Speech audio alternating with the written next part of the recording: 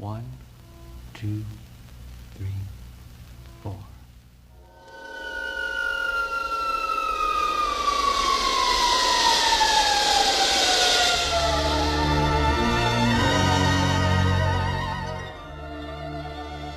Halo Tegan, gue Dina, gue salah satu mahasiswa di Universitas Jakarta. Gue juga punya usaha parfum, yaitu Instagramnya @nanaparfum, sama gue di nanacake. Gue mau ceritain pengalaman misteri gue dalam hidup yang belum bisa gue ketahuin sampai sekarang, dan jadi pertanyaan dalam hidup gue sampai saat ini. Gue langsung aja cerita. Jadi gue punya hubungan sama orang selama 5 tahun. Selama 5 tahun gue pacaran sama orang ini, dan gue tahu hubungan ini gak akan pernah jelas sampai kapanpun itu. Akhirnya gue punya hubungan sama orang, tapi itu tersembunyi, benar-benar gak bisa dipublish sama sekali. Selama 5 tahun ini gue punya hubungan sama orang itu, dan gue nemu orang baru dalam kehidupan gue yang bisa terima gue apa adanya. Sebelumnya gue belum gak punya pemikiran yang buat ngejalanin hubungan serius sama orang itu. Tapi gue berpikir bahwa hidup ini gak akan terus kayak gini. Gue punya apa yang gue mau, gue bisa dapetin semua apa yang gue mau, tapi hidup gue gitu-gitu aja. Dan gue stuck di dalam kehidupan selama 4 tahun mau ke 5 tahun ini. Akhirnya gue pilih hidup gue dan bakalan lanjutin hidup gue dengan cara yang bener, yang menurut gue itu bener. Dan menurut gue ini gak salah, karena gue pengen punya kehidupan yang baru, yang pengen gue jalanin sama orang yang baru juga, yang bisa nerima gue apa adanya. Akhirnya gue jalanin sama orang ini, dan gue ninggalin orang yang benar-benar sayang sama gue. Sorry, ibarat kata istana, gue bisa ninggalin istana demi gubuk yang gue pilih. Dan gue pengen jalanin hubungan ini tuh, benar-benar jalanin hubungan ini tuh dengan mulus, nggak ada terbesit di dalam otak gue ini bakalan ada rintangan apapun itu. Karena gue berpikir bahwa gue jalanin hubungan sama orang ini tuh, gue dengan apa yang gue punya, orang ini tuh bakalan terus stay sama gue, tapi itu salah. Jadi gue jalanin hubungan sama orang ini selama 8 bulan. Bisa disebut si A ini yang punya hubungan sama gue 4 tahun, dan si B ini yang punya hubungan sama gue selama 8 bulan. Gue hubungan sama orang ini 8 bulan. Gue tinggal di apartemen, dia kerja, gue kuliah. Selama dia kerja dari Senin sampai Jumat, gue kuliah Jumat, Sabtu, hari Minggu gue selalu pulang ke rumahnya dan makan sama keluarganya bareng. Sorry, selain gue gak pernah ada cewek satupun yang dia bawa ke rumahnya selain gue. Selama 8 bulan ini gue terus jalanin hubungan sama dia dan gak pernah noleh ke belakang sedikit pun. Walaupun sama mantan gue yang 4 tahun ini gue gak pernah noleh sama sekali. Walaupun mantan gue selalu gangguin gue, selalu neror gue pakai nomor lain, ngechat gue tiba-tiba pura-pura salah kirim atau apapun itu, gue gak terpengaruh sedikit pun. Gue setia sama laki gue yang 8 bulan ini. Selama 8 bulan gue berhubungan sama laki gue, tinggal bareng, datang ke rumahnya, makan sama orang tuanya, sama keluarganya semua, sama kakak-kakaknya. Gue ngerasa dia gak ngehianatin gue sama sekali. Dan gue gak ada terpikir dia bakalan jalan sama cewek lain, karena selama 8 bulan ini nonstop selalu sama gue. Pulang ke rumahnya sama gue, balik lagi ke Jakarta sama gue. Jadi gue gak ada waktu, dia pun gak ada waktu buat berhubungan sama orang lain. Setelah gue hubungan 8 bulan, gue ngerasa ganjil. Gue ngerasa aneh dalam hubungan ini, karena dia selalu, setiap liburan atau apapun itu, dia selalu story sama gue, selalu publish hubungannya sama gue, bener-bener publish dan gak ada yang ditutupin sama sekali. Cuman gue memang gak pernah yang namanya ngecek handphone sampai intens gue cek setiap hari, itu gue gak pernah. Gue bukan tipikal cewek yang seperti itu.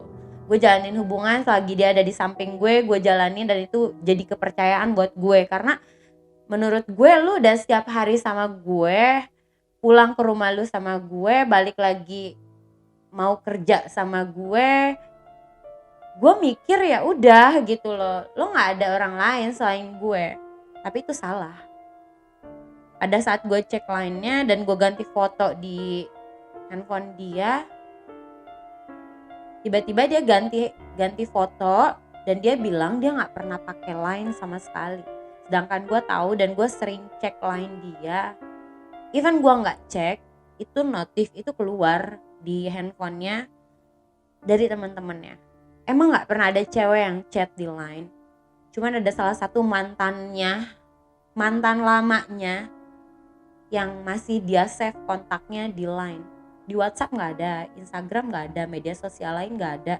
Di line aja ada, makanya sampai gue ganti foto gue sama dia di line-nya karena gue penasaran kenapa di handphone, kenapa di WhatsApp, Instagram semuanya gak ada, tapi di line itu ada. Gue bingung, benar-benar bingung karena gue taunya itu dia udah benar-benar lost contact sama mantannya, karena setahu gue mantannya ini yang dia bilang udah punya pacar lagi. Dan dia pun mantanan itu udah lama banget, sorry kalau misalnya mantanan cuma setahun, sebulan, 2 bulan, 3 bulan lu masih bisa balik.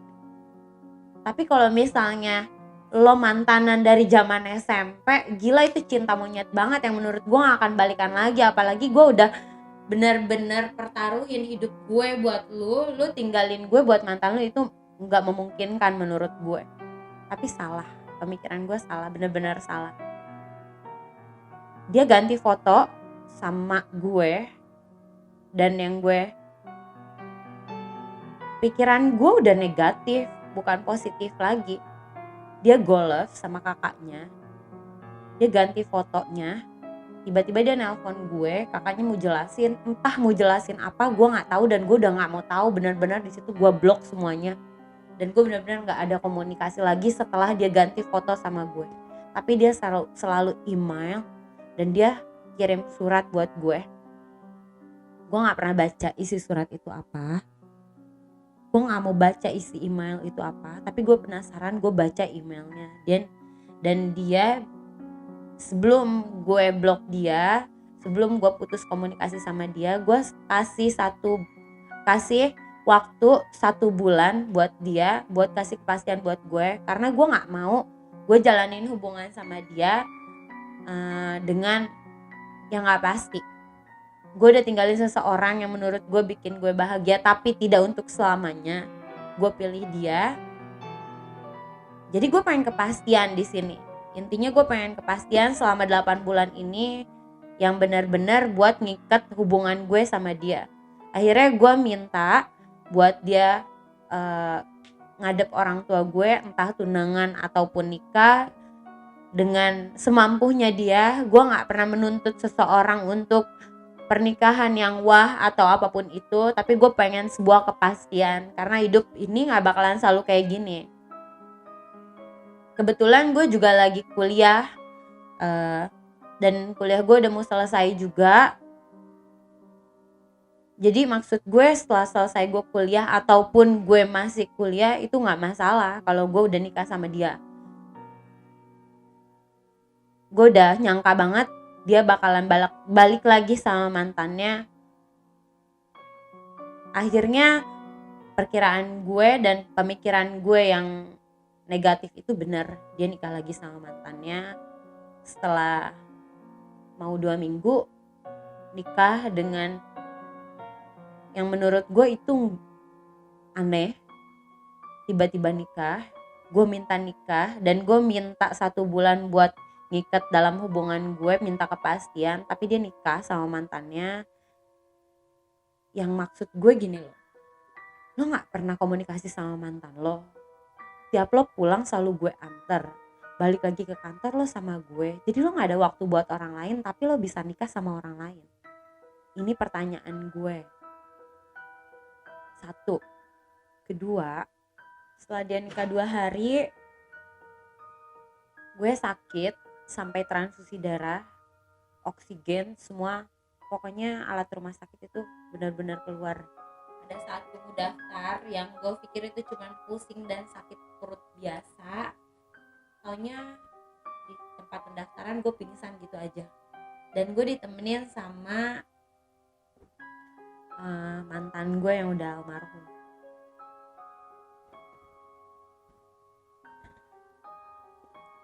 Gue jatuh sakit pada malam Natal, ditemenin sama kakak gue. Kakak gue lagi di kantor, tiba-tiba ditelepon sama almarhum buat nemenin gue karena dia nggak bakalan stay seharian full buat gue di rumah sakit.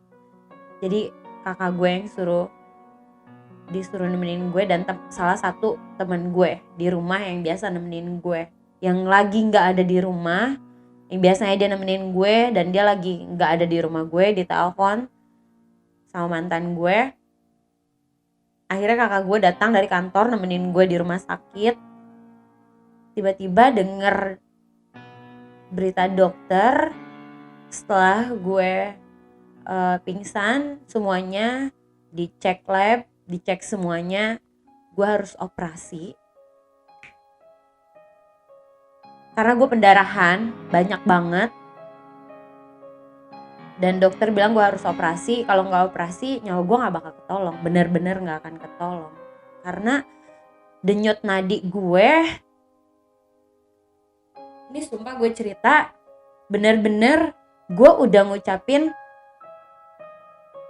asyhadu alla ilaha illallah, bener-bener kayak mau hilang semuanya. Dan gue sempet kayak ya Allah gitu, kayak ya udah gitu, sampai ke ulu hati sakitnya. Jadi gue udah dapet ruangan di rumah sakit, di bawah udah pakai roda, benar-benar nggak bisa bangun sama sekali, sakitnya udah sampai ulu hati, benar-benar sampai ulu hati.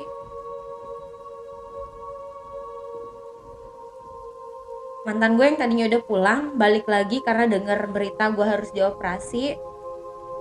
Sampai ruang operasi gue udah nggak sadarin diri, sempat bangun cuman muntah doang pas mau operasi, karena orang itu kalau misal mau operasi kan nggak boleh makan. Dan sempet gue sebelum pingsan itu gue makan dulu di jalan, gue makan dulu di suatu tempat makan, dan itu pas gue mau operasi itu kemuntahin lagi. Udah di situ gue benar-benar nggak ingat, dan semuanya kakak gue yang ceritain kronologisnya seperti apa. Intinya ya gue harus transfusi darah, pakai oksigen, semua alat-alat rumah sakit turun di badan gue, sampai cek jantung semuanya itu turun. Setelah itu gue operasi jam 7 malam, masuk ke rumah sakit gue jam 9 pagi, operasi jam 7 malam. Gue gak nelpon mantan gue pas operasi. Setelah operasi, gue nelpon mantan gue gak diangkat-angkat. Gue sempat nelpon mantan gue gak diangkat-angkat, tanpa mantan gue yang udah nikah, bukan mantan gue yang udah almarhum. Karena gue gak akan bilang sama mantan gue yang sudah almarhum ini kalau gue nelpon mantan gue yang baru nikah 2 hari setelah dia 2 hari menikah gue jatuh sakit. Gue gak akan mungkin bilang sama mantan gue, pasti mantan gue ini marah. Karena mantan gue yang almarhum ini gak tahu bahwa gue masih simpen kontaknya, dan gak mungkin tahu bahwa gue harus nelpon mantan gue yang udah nikah, karena ini bersangkutan sama mantan gue yang udah nikah. Dan gue cuma minta doa sama nyokapnya, gue cuma bilang, dan kakaknya gue cuma bilang, Mah, Nana gak minta biaya sedikit pun sama sekali. Nana cuma minta doa biar operasinya lancar. Sebentar lagi gue turun, gue bakalan operasi. Gue cuma bilang gue minta doa, dan selebihnya gue gak minta apa-apa. Mau dari apapun itu, dari biaya, dari tanggung jawab atau apapun itu, karena gue bilang sama orang tuanya gue cuma minta doa, ini pilihan gue yang nggak mau denger mereka orang buat ngejelasin semuanya kenapa mantan gue bisa nikah sama cewek itu. Gue cuman terima mungkin ini jalan Tuhan. Gue selalu punya pikiran mungkin ini jalan Tuhan, walaupun itu menurut gue nggak masuk akal lu bisa nikah sama mantan lu dengan waktu yang sangat pendek. Lu putus sama gue belum ada 1 bulan, tapi lu bisa nikah sama mantan lu sebelum 2 minggu. Lu bisa nikah di hari Jumat, lo nikah di malam Sabtu, di hari Seninnya gue operasi. Gue cuma minta doanya sama orang tuanya. Mantan gue gak angkat teleponnya karena gue gak tahu karena apa, ya mungkin karena udah ada istri atau apapun itu, gue gak mau ganggu, jadi gue telepon orang tuanya. Itu satu-satunya jalan biar semua keluarganya tahu dan biar dia tahu. Walaupun itu mungkin menurut keluarganya yang nggak masuk di akal atau apapun itu, tapi yang jelas gue kasih tahu foto-fotonya, gue kasih bukti semuanya sama orang tuanya, gue kasih semuanya. Setelah gue udah operasi, gue kasih semuanya sama orang tuanya. Terserah orang tuanya mau anggap gue seperti apa ya.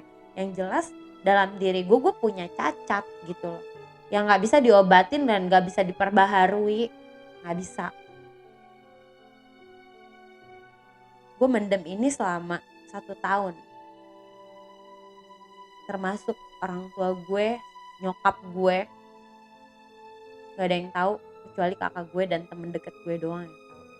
Gue nggak berani bilang sama orang tua gue, dan gue nggak bisa lihat kesedihan nyokap gue kayak apa kalau anaknya ya sakit kayak gini. Sampai saat ini pun gue sakit.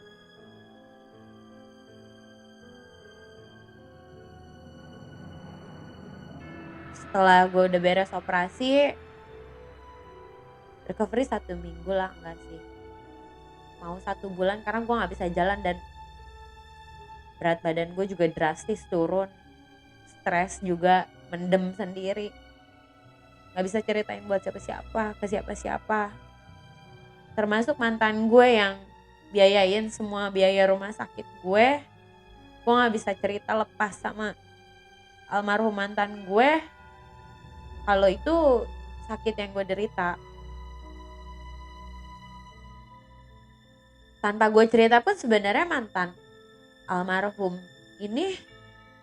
mantan gue ini, dia udah tahu cerita yang sebenarnya, tapi dia berusaha buat nggak bikin sedih gue dan nggak mau bikin gue kepikiran, walaupun itu bukan kesalahan dia dan bukan tanggung jawab dia, tapi dia berusaha buat terus di samping gue. Selama gue balik sama almarhum mantan gue, itu gak pernah ada keharmonisan dalam hubungan gue sama dia. Selama 2 bulan gue jalanin lagi. Gue gak tahu ini pikiran positif gue ini jalan Tuhan. Cuman banyak banget kejanggalan dari awal mantan gue nikah, yang tiba-tiba nikah sama mantannya yang udah bertahun-tahun.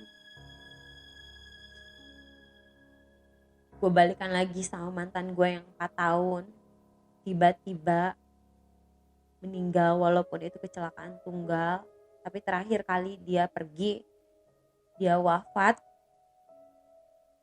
Dari pagi dia sama gue masih sehat-sehat aja, sehat walafiat. Pagi dia datang beres nge-gym.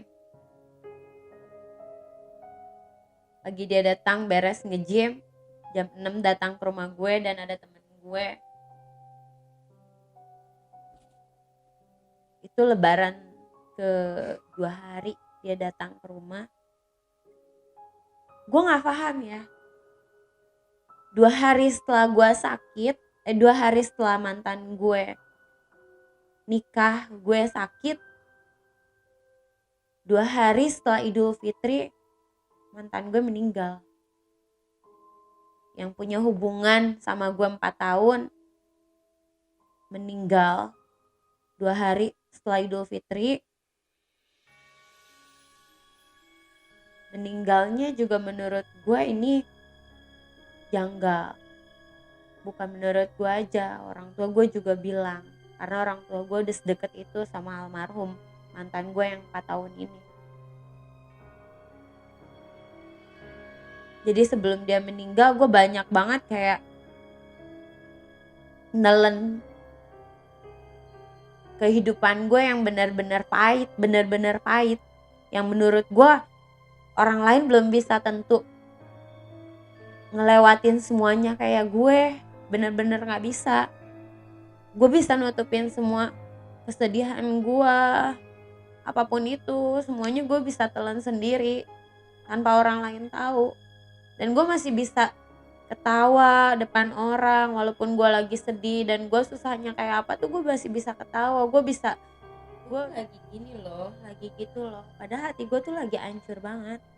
Gue tuh nggak bisa ceritain itu sama semua orang kecuali teman deket gue yang gue bisa percaya dan gue tahu orang itu seperti apa. Terserah orang mau bilang apa, terserah orang mau nanggepin gue kayak apa. Gue gak pernah ngerugiin orang. Dan gue gak pernah bikin orang susah. Jadi gue jalanin hidup gue sendiri. Mau susah, mau seneng, mau apapun itu, orang taunya gue seneng doang. Orang gak akan tahu menderitanya hidup gue tuh kayak apa. Gue ngejalanin ini sendiri tuh kayak apa. Even ada orang yang bisa bantu gue gak akan mungkin gampang cerita gitu aja sama orang itu.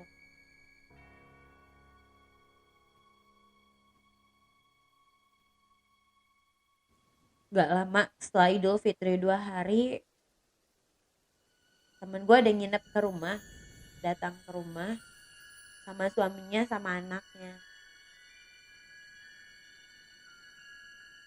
Mantan almarhum ini datang pagi setelah dia gym. As always itu setiap jam 6 pagi dia selalu datang beres gym, datang ke rumah. Gue gak paham ya, ini gue gak tahu itu juga itu terakhir kali buat gue ketemu sama dia, gue gak tahu. Dan gak ada pikiran gue buat kayak sorry ya, biasanya orang kalau misalnya ditinggalin ataupun orang mau meninggal pasti ada tanda-tanda dong. Ini benar-benar gak ada selama gue balikan lagi sama dia, ini benar-benar gak ada sama sekali. Pagi dia datang jam 6 pagi dia datang, dia masak, dia mau tiduran, gue gak bolehin dia tiduran. Gue suruh dia ke warung buat isi kayak peralat bahan-bahan dapur apapun itu karena dia suka banget masak. Dan dia biasa masakin gue, entah itu isi galon lah. Gue suruh ke depan beres isi galon, dia mau tiduran sama gue gak boleh, suruh masak karena temen gue datang ke rumah sama suaminya. Akhirnya kita ke pasar cuman buat belanja dikit doang tapi masak. Beres masak dia minta tiduran, gue gak bolehin lagi. Gue suruh makan bareng sama temen gue, sama suaminya juga, sama anaknya. Jam 11-an gue panggil Eyeless Extension datang ke rumah. Bener-bener gak ada waktu buat dia yang biasanya gue mau diajak buat mager. Tapi ini tuh full day, gue bener-bener gak mau diajak mager sama dia. Dia cuma mau istirahat, tiduran, beres, nge-gym pun gue gak mau. Gue gak bolehin dia buat istirahat. Apapun itu gue bilang inilah itulah. Jam 11 dia mau tiduran, gue gak bolehin. Akhirnya datang Eyeless Extension datang ke rumah. Gue pasang eyelash sekitar jam 12-an. Terus dia pamit buat pulang dulu sebentar dengan keadaan mata gue udah dipasang extension. dia cuma ngasihin handphone, dia bilang aku balik lagi sore. Karena kebetulan gue usaha gak cuman parfum doang, dan gue juga ada suplemen vitamin makanan yang buat dia, yang memang dia yang ngasih sama gue dan teman-teman gue beli. Jam 12 dia pulang, dia cuma bilang kalau misalnya sore aku bisa balik lagi, aku balik lagi. Tapi kalau nggak bisa, aku gojekin barangnya. Akhirnya dia balik lagi sore. Selama dia pulang itu yang biasanya gue tiap detik, tiap menit gue teleponan, gue nggak teleponan sama dia. Sama sekali gue nggak teleponan sama dia. Jam 3 sore, gue bener-bener hafal jamnya. Jam 3 sore, dia nelpon gue cuman bilang gak bisa ke Bogor, gak bisa datang ke rumah, bakalan digojekin barangnya.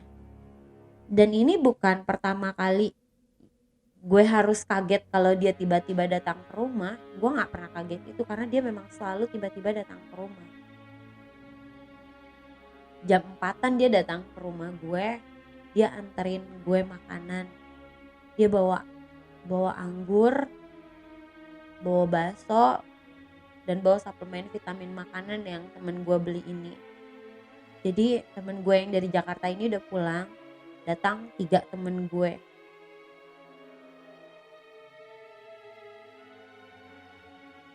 Temen gue yang pertama yang ngambil suplemen makanan ini, dia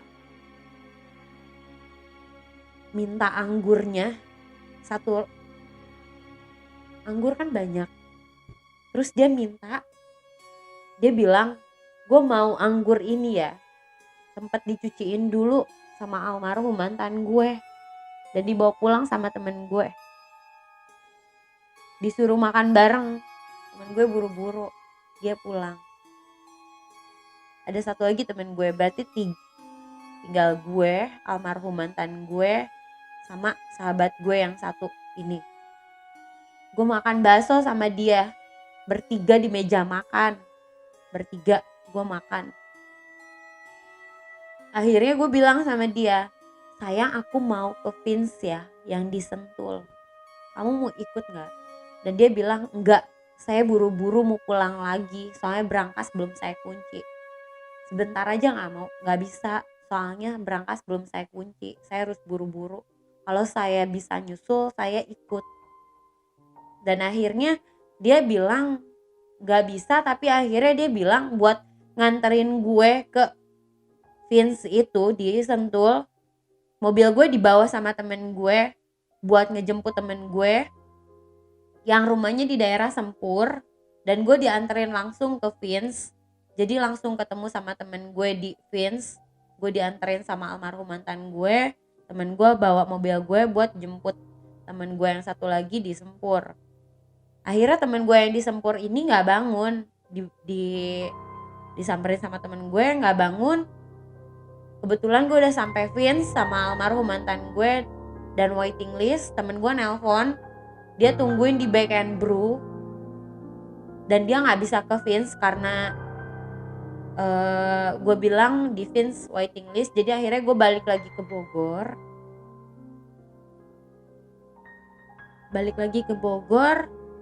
Gue di dropin aja di Bake and Brew dengan gue bilang, sayang turun dulu. Dan biasanya dia mau, ini gak mau. Gue biasanya tutup pintu mobil langsung, hati-hati. Dan dia biasanya langsung nelpon. Itu gue nutup pintu mobil berat banget.